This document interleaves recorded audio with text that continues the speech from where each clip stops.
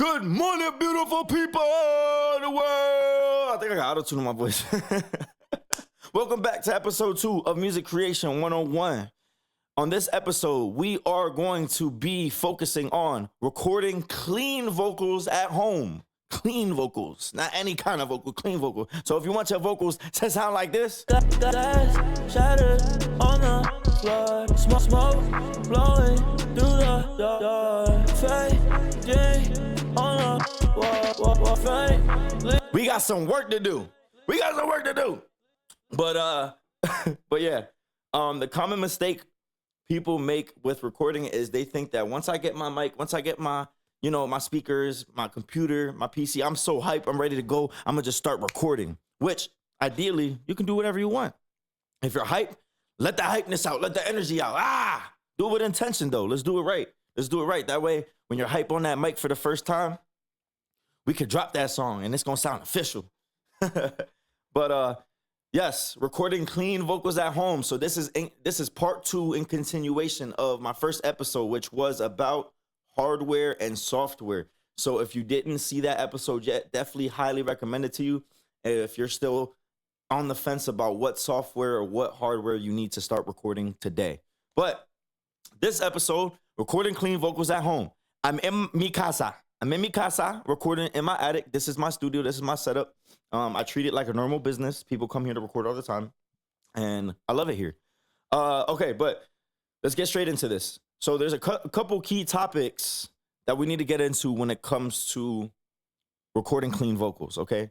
So we got to worry about mic distancing. So how far or close you are to the mic.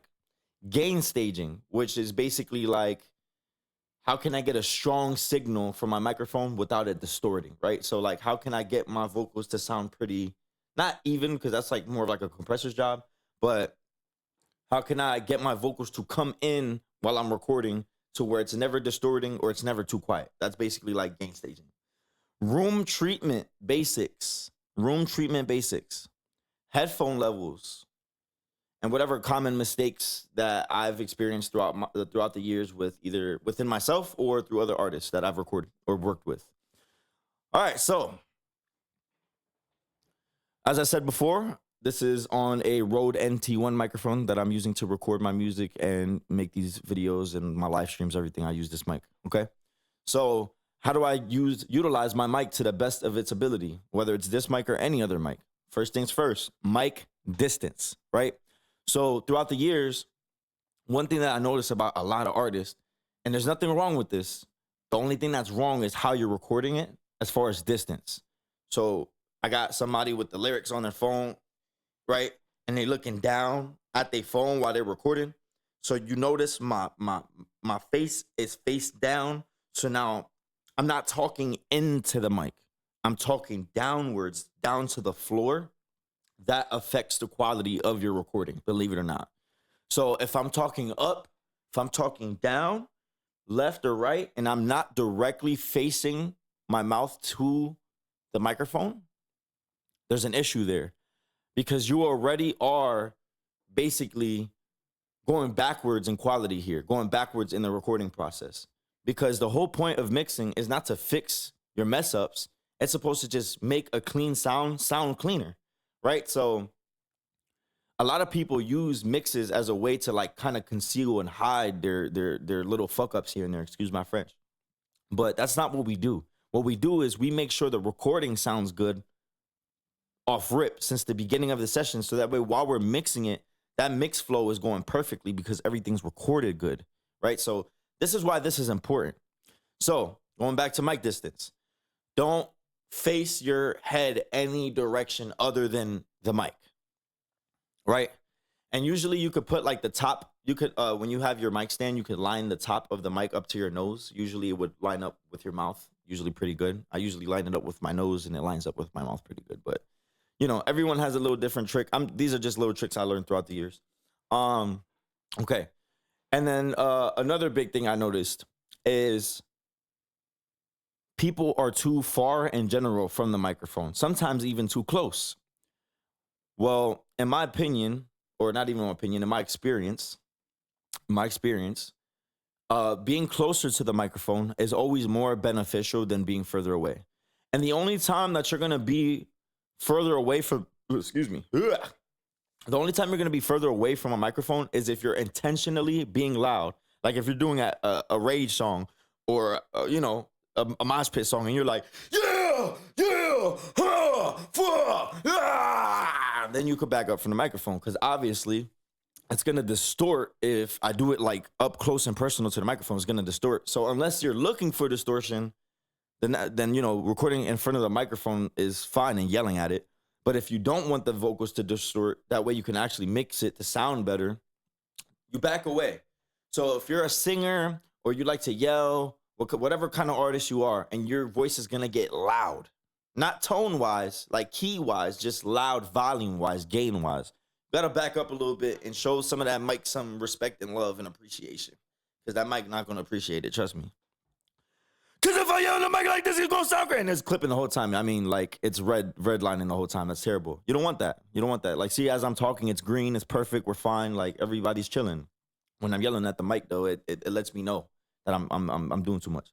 But, yeah, so the trick that I learned throughout the years is you got to keep it fancy. You got to keep it fancy, right? So pinkies up. You got to keep it fancy. So fist, ball your fist, like as if you're going to punch somebody in their face, right? Put your pinkies up like you're sipping on some tea in your neighborhood. And then this is my distance right here. Fist closed, pinkies out, because we keep it fancy. And this is my distance right here. This is usually the distance that I keep while I'm recording. Now, back then when I first started recording, they taught me, I forget who exactly taught me this trick. I apologize in advance, but it would be fist, ball your fist, pinkies out, then thumbs out too. So it would actually be this relatively far, right? Well, depending on how much your voice projects and how loud or quiet the gain is turned up on your interface, you might be able to get a little further away from the microphone and be fine. But in my case, I have a compressor set up. I have a preamp set up. So like all of this stuff is trying to keep my vocals and my volume in check, even when I'm not recording. It's constantly running, even right now, right? So that's something that you all can get into when you're further along in understanding your knowledge. The only reason why I didn't bring that up in my last video is because I felt like bringing up preamps and compressors was like too overwhelming for people who are just starting up. You just need an interface to start up. The preamp and the compressor could come along when you're like, all right, I understand this a little better now. I'm more comfortable, and I'm definitely looking for a way cleaner sound. So I definitely need that. That's for later on though. So yeah. Sum that up, mic distance, keep it fancy, keep it fancy. This is how we do it. Because if you notice, when I get closer to the mic, you can hear everything in my voice, the bass, the sibilance, which is just another word for like the clarity or the high end in my voice, right? And it sounds nice and full. But if I back away from the microphone, you start to lose some of that. It sounds a little spacey now. It sounds a little thin. You know what I mean? But if I come up here and I start doing the voice acting voice, it sounds awesome. It sounds like something's happening here, but nothing's really happening here other than the fact that I'm close to the microphone. Like I'm almost kissing the pop. All right, we got to move on to the next thing. Point two, key two, gain staging. So remember, I told you guys I was going to be teaching you the terminology along the way. Don't let the words scare you. So gain, volume, right? Staging. I don't know how to explain that to you. All right. So overall, I know how to explain gain staging to you in like a simple way, right? So like gain staging is literally like you putting it in your head. How can I get this sound? Like, let me act like I'm recording right now, right? Like, how can I get this sound to sound loud and full, but not distorted, right? That's the main thing. Because a lot of people, what they come across is like their mic sounds quiet. So instead of lowering the beat, they fucking turn their recording volume all the way up. Then they turn the main track volume all the way up. And they're just like, yeah, it sounds, I hear it now. But now it sounds all fucking distorted and shit right now. So we don't want that. So gain staging is basically you putting it in your head. How can I get this loud, full recording that's not distorted? So how can I basically record at the loudest volume I could possibly record at, but that it's not distorting? It's not extremely loud. It's not destroying my vocal. So right now I have what 4 plugins on my voice right now. I have auto tune, the virtual mix rap. I'm hungry. I'm sorry. The virtual mix rack CLA 2A and the Pro Q, which is just compression, EQ, and auto tune. That's basically what I got on here. But if I turn all of this off, you're gonna hear my natural dry voice with no effects coming straight from the interface, the preamp, and the compressor. So this is what my voice, oh my God, that sounds so quiet. So this is what my voice sounds like with nothing. This is my natural raw voice. This has no effects on it whatsoever. So this is how I gain stage.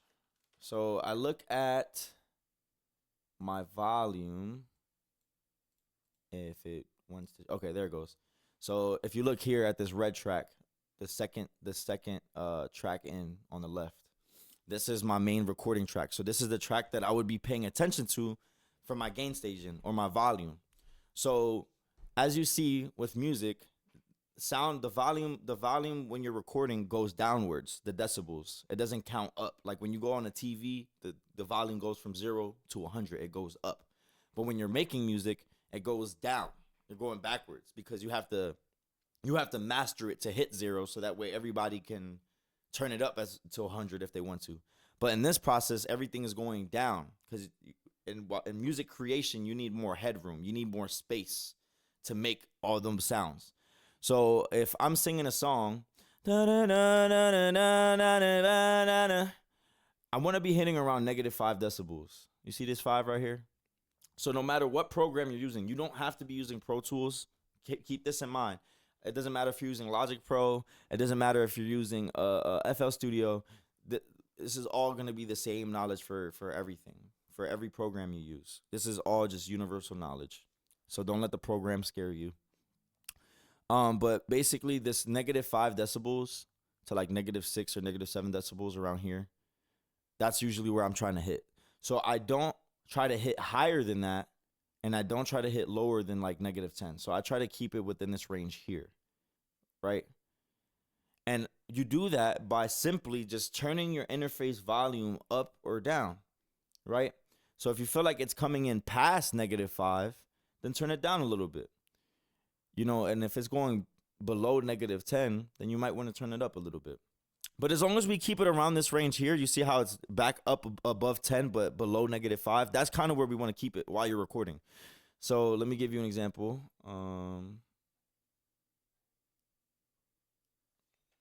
Glass. Let me turn that auto tune. Glass shattered on the floor. Smoke burning through the door. All right, wait, hold on. I can't find my other window now. Come on. Hold on. I'm acting like I don't know Pro Tools. 1 second. Aha! There we go. I was just acting like I didn't know what I was doing. All right. So while I'm not actually recording, but I could do a fake recording. All right. So while I'm doing this like reference recording for you guys, just pay attention to my volume and where I'm keeping it at. Mind you, I don't have any compressors or EQs on right now. This is just my auto-tune on right now. So this is how you want your vocals to come in with no effects. No effects. You add the effects after you get this part down. Trust you, lie, can I trust you? Did I fall? Did I come through? Did I fall? Can I come through? Did I? So as you see here, sometimes it is coming past -5. So I went on my preamp, or you can go in your interface and just turn it down a little bit. If I fall, will you jump? Ooh, baby, don't lie. Can I trust you? Till I come through. Yeah, till I come through. So right now, it's not hitting past -5. So that's what we want. With no effects or anything, we don't want it to past -5 decibels. So we want it above -10, below -5, and you don't ever want it going above -5. And that's how I get my vocals to look pretty even. I think I actually recorded this song a little quieter because if you see here on my green track here that I just recorded, it actually looks louder than my original track. And if you listen to my original track, it sounds like this. Glass shattered on the floor, smoke blowing through the door, fading. And that actually proves my point because I didn't finish mixing this song. I literally just recorded it, saved it, and then sent it to myself. And the vocals on this song sound pretty loud already. And I recorded them, I recorded them quieter than what I actually have the volume at right now. So this is why gain staging is important, because to a lot of people, those vocals right there on my my lead track look quiet and soft, but it's actually not. It sounds pretty loud. Through the door, fading on the wall, fading. And that's because of gain staging. That's because of the distance I'm keeping from the mic, which is the first thing that I taught y'all, and the gain staging. So I literally turn all my effects off. I seen what how loud or quiet I could be without going past -5. And then now I could start turning on my compressors and stuff, because now I know my vocals, my raw recording vocals sound good volume wise. It's not distorting. So now I can start adding the effects. So this is where I add my virtual mix rack. Yo, yo, yo. And you can hear the difference right away. It sounds way louder because this compressor is bringing my voice up. It has a microphone emulator on there, so it's making my mic sound a little different. Got a noise cancellation, noise isolation, so all the background noise is getting cut out. But I'm only able to do all these other effects when my gain staging is done correctly. Because if your gain staging is not done correctly, then all these other effects are not going to help you as much as you think they are. Then I follow it up with a CLA2, which it's an upward compressor. You see my vocals went all the way up, upward compressor, and balance it out with a EQ. And then there we go. So now I got clarity of my voice. I got compression of my voice. It's gain stage. I'm keeping a certain distance. And now I can get into the song and sound like how I sounded when I recorded. Through the door, fading on the wall, fading over. If I fall. And then I'm gonna mute the main vocals. And then I'm gonna just keep my recording vocals. So, check.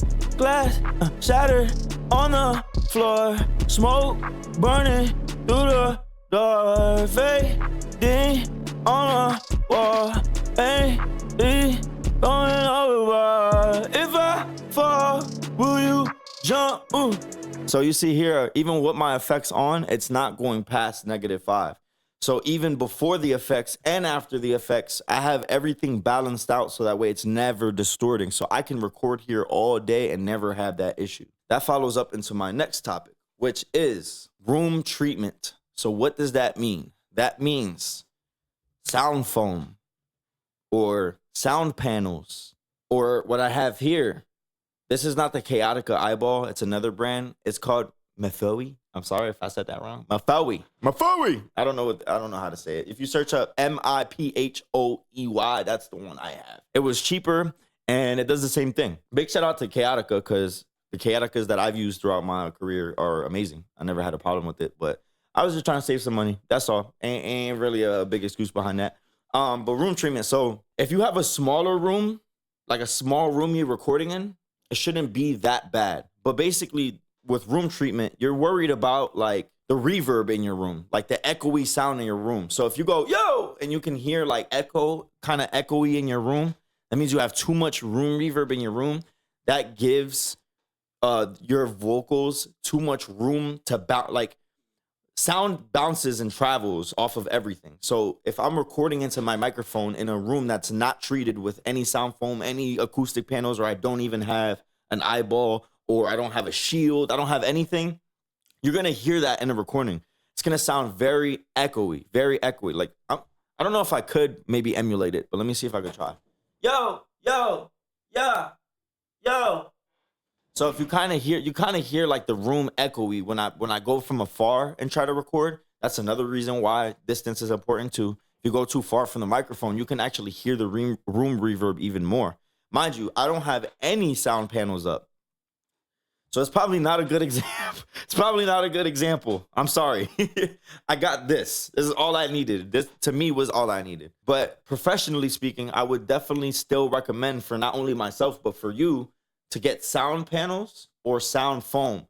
Now, if you have longer, bigger walls, then go for some sound panels. They look cleaner and they work really good. But if you don't really have like the longest or biggest, widest walls, then you could just go with some sound foam. And I mean, with sound foam, you could change the color up. You could do different colorways. You could do designs. So that's what's pretty cool about the sound foam. But you don't have to go crazy and stick sound foam all over your wall. Just stick it. I mean, if you really wanted to, you could. It wouldn't hurt anything. It would make it better. But in reality, you just have to stick the foam basically level with wherever you're keeping your microphone. So I usually record people standing up, or I record sometimes sitting down. So if I put foam on the wall behind me, I'm going to put it at the same level that my microphone's at right now. So that way, when the sound travels front, it hits the wall, travels back, it stops at the foam. So that's basically what the foam and the panels are for. It's supposed to stop the sound from traveling, right? So I want my voice to go straight into the mic and only the mic. But if you don't have any treatment, it's going into the mic, but it's also bouncing off the wall, bouncing off the ceiling, bouncing off the floor. This is a science that people don't even think about a lot of the time when they first start recording.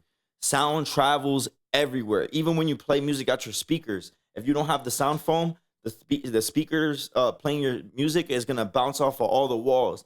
Your naked ear is not gonna hear that. It's not gonna understand that it's bouncing off the walls. You're gonna hear it normally.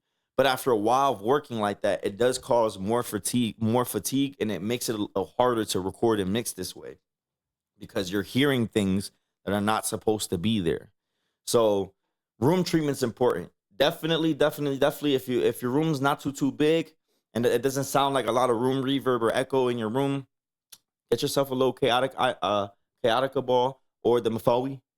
Shout out to Mafoe. If you got a bigger room, get some panels, measure out your walls, try to get them centered. Like this wall right here, if I put panels, I could probably put like two panels there, one wide panel there, you know what I mean? Because they're long and they're pretty wide, so they can take up majority of your wall. But this is all just to treat your room so that way it doesn't sound echoey, because, people do hear that. You know what I mean? Like if your vocal sounds very, very echoey and reverby because of the room, once you go to mix it and everything, it sounds worse because the mixing is just bringing all those sounds even higher and louder. So you don't want that, because mind you, we're trying to get clean recordings here. So room treatment, definitely important. That's step 3 or key 3. Key 4.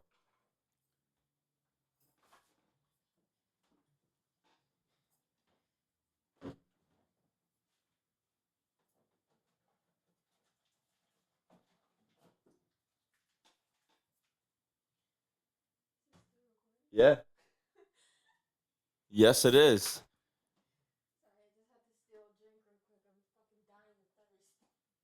It's all good. I just got bombarded. Yeah, I'm recording. What the hell?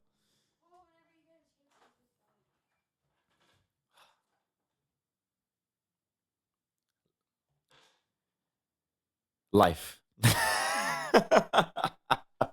Life. Okay, so what was I going to? Okay, so key 4, headphone levels. I'm not gonna lie to you. With all these crazy bass heavy beats that people are looking for nowadays, everybody gets so hyped when they hear the bass and the crazy melody and a crazy transition. They think, let me turn the headphone volume all the way up. I want to hear everything. Turn it all the way up. I want to hear the bass rumbling in my ear, like turn it all the way up. Which, if you can handle it, go right ahead.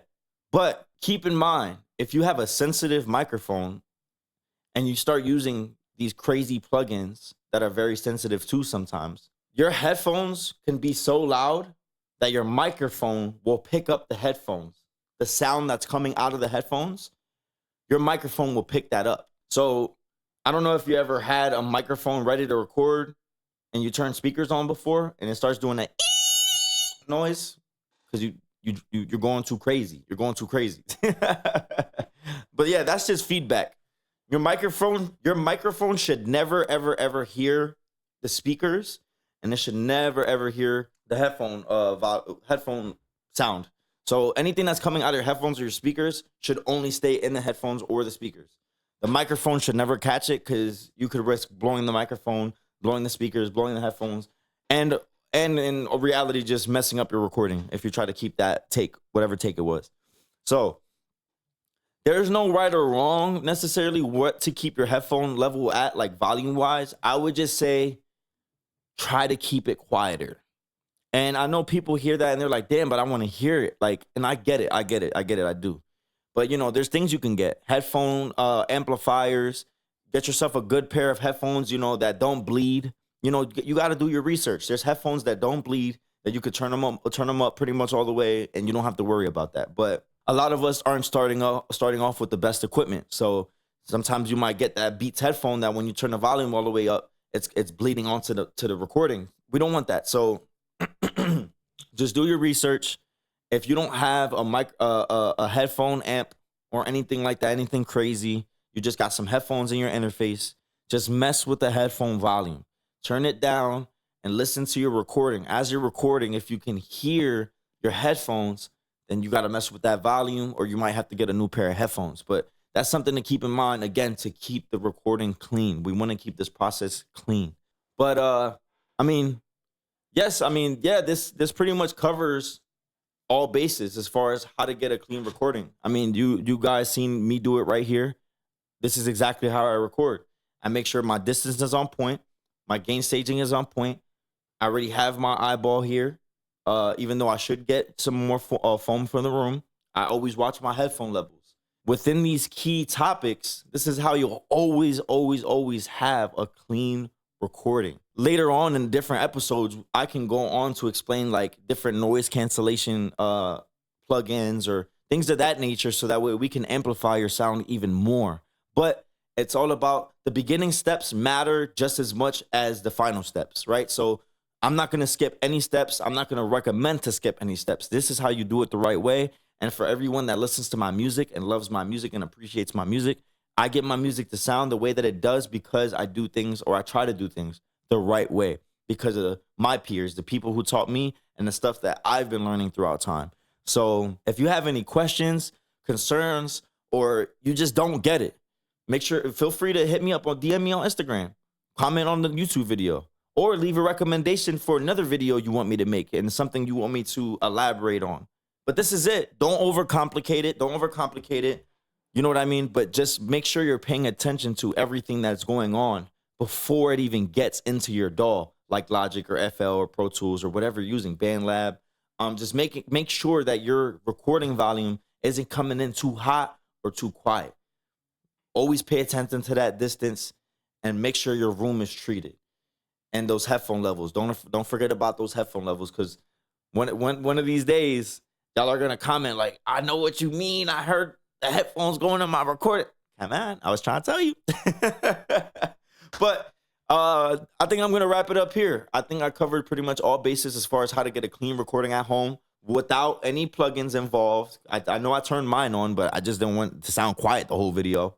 But this song that I actually was using as my reference track for this video is a song that I mean, I don't know if I'm gonna call it this, but I called the session Glass. I really like the song, I really do.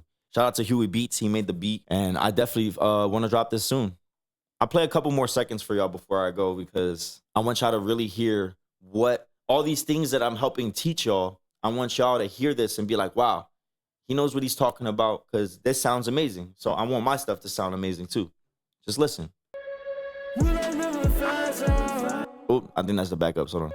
You like living fast, just tell me what you really want. You like you're fed up, that you're not the only one. I could treat you better, but where you stay up. I could treat you better, but where you stay up. That's shattered on the floor. Smoke blowing through the door. Fading on the wall. But like I said, if you like this sound and you like how it sounds, just keep following up with my videos. I'm trying to help y'all achieve the best sounds that y'all ever heard. But let me not keep running in circles. I love y'all. I appreciate y'all. Be patient with yourself. Take your time. There is no rush to learning this. Every single day for the past 10 plus years, I've been learning something new. You're not going to get all of this in one day. You're not going to get it in all 1 week, in 1 year. Just take your time. Don't let no one pressure you. Don't let social media fool you. Don't let any of that stuff hinder your art. Lock in with your art. Get in those feelings. Get in those thoughts and just work. Just work.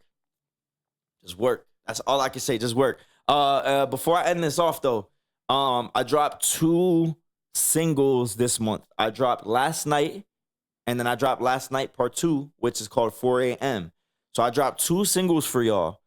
They're kind of like love-based because of February having Valentine's. They're love-based. They're both like D&B, like techno, EDM kind of songs. So check them out. I would greatly appreciate it if you check them out. At Indigo on all streaming platforms, 7NDIGO. At Planet Indigo on all social media platforms. So Planet, like planets, 7NDIGO. It's not 7I. 7NDIGO. I replaced the I with the 7. A lot of people try to put 7I, but it's just 7NDIGO. Again, one more time, I appreciate y'all. I love y'all. I pray that y'all have a blessed rest of your weekend or the rest of your weekday, whenever you're seeing this. And like I said, man, just don't hesitate to DM me or comment something. I'm ready and willing to help whoever needs the help and whoever wants to learn. But stay blessed, stay beautiful, stay out the way, stay working, stay consistent. And yeah, let's get it, boy, let's get it.